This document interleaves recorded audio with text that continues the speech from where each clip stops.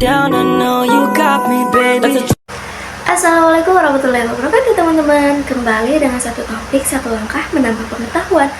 Kali ini kita akan membahas pembahasan mengenai public speaking dengan topik evaluasi dan alat bantu. Jadi tonton videonya sampai akhir ya.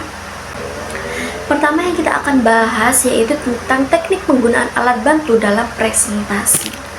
Berbicara di depan umum saat ini tidak lagi cukup hanya mengandalkan keterampilan verbal semata.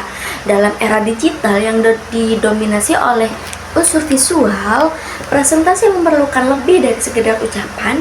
Ia membutuhkan visualisasi gagasan untuk menjadikan pesan lebih hidup dan mudah dimengerti. Alat bantu seperti PowerPoint, video singkat, ilustrasi, dan grafik data menjadi elemen krusial dalam menyampaikan ide. Ketika seseorang mahasiswa berdiri di depan kelas dengan dukungan visual yang didesain dengan baik, ia tidak sekedar menjelaskan tetapi juga menceritakan pesan dalam bentuk yang bisa dirasakan oleh audiens. Namun, penggunaan alat bantu tidak bisa dilakukan dengan sembarangan.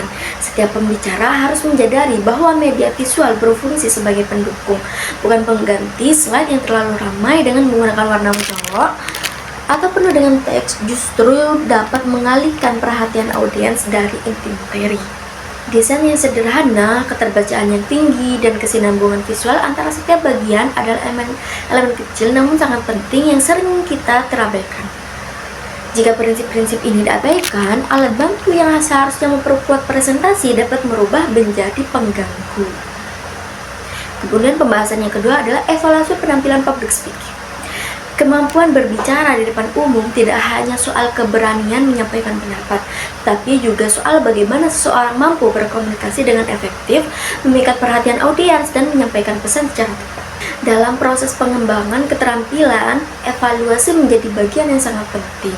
Ia berperan sebagai alat refleksi untuk melihat kembali penampilan, menilai efektivitas pesan yang disampaikan, serta memahami bagaimana audiens menerima dan merespon presentasi yang diberikan. Bagi mahasiswa, evaluasi public speaking bukan sekedar menilai siapa yang tampil paling percaya diri, tetapi lebih pada sejauh mana pesan yang disampaikan dapat diterima audiens.